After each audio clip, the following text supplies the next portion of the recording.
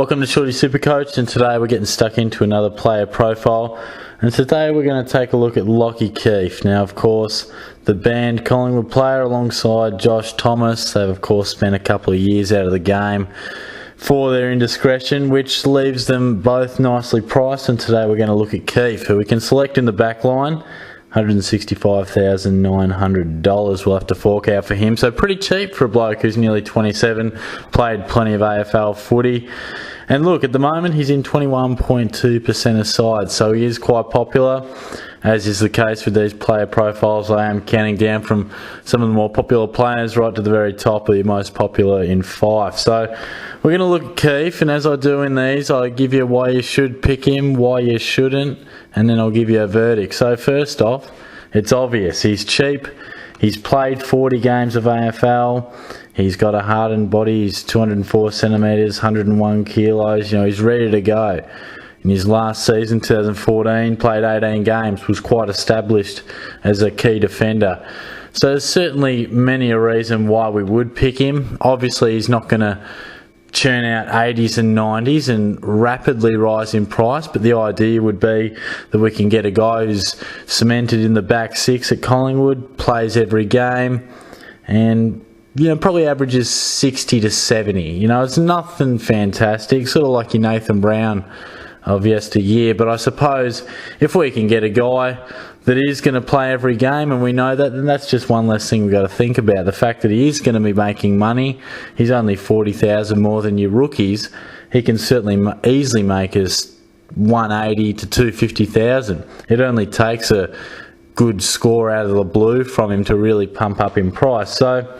And I am seeing a lot of people and coaches rolling with 3 premium defenders and then the rest rookie price. The likes of Scharenberg, we've got Luke Ryan, Tommy Stewart looks a likely type as well, Curtly Hampton provoking a bit of thought as well, and of course Keeffe. So, therefore we can save a bit of cash in our back line, which is traditionally lower scoring and easier to upgrade, and spend our cash elsewhere.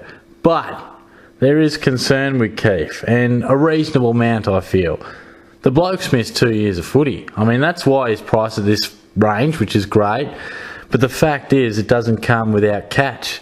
He has not played AFL footy for some time and has only played one genuine season.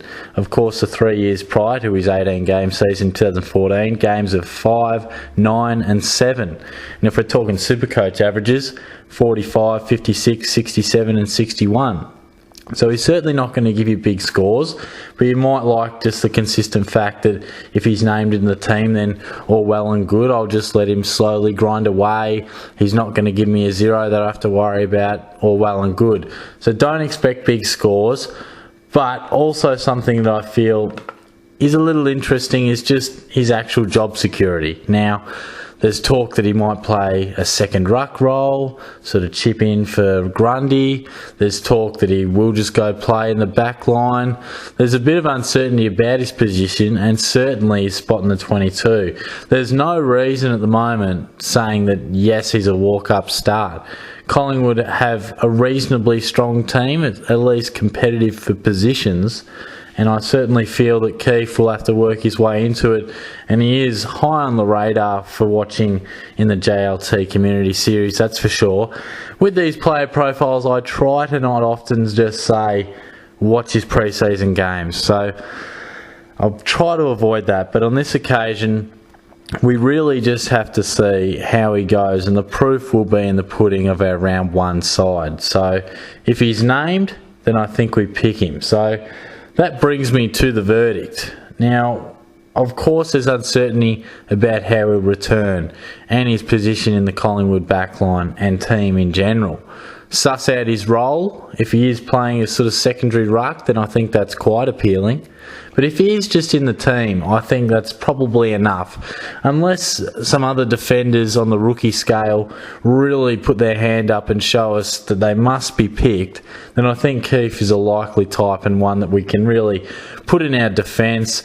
He can average anywhere from probably 60 to 75, hopefully closer to that 70, and then, work his way up gradually. We just put him in the back burner. Yes, it'll be a slow grind that he makes us money, but he will be making us money. So at the moment, I'm quite keen on him. I think he's a good selection, but as I said, that'll be all thrown out the door if he's not named round 1. So unfortunately, it is one of those wait and see cases, which I try to avoid, but quite simply I thought he's worth talking about because he is quite popular. But I do feel that we just can't really say with any assurity. I think if you've got, your draft side at the moment and you're looking through and, wait until these practice games start flowing in, well, certainly he should probably be in your team because I think a guy returning is worth considering and looks likely. He's certainly well in the mix. But until we see his name in that team when they take on the Dogs in round 1, then that is the only stage we can really feel confident with selection. So hopefully he can get named. It'd be great and a big help for our back lines and have someone who's going to be relatively established. So that's a wrap up for Keeffe. Let me know your thoughts on him. Is he in your side at the moment? Let me know. Plenty of comments is always good. Been getting quite a few lately, as you always know. I look to get round to them, whether it's on the day or within the week, but I certainly do get round to them. Next up in our player profiles, I'll be taking a look at a rebounding defender that I feel should be in everybody's side. So stay tuned for that, and I'll catch you guys soon.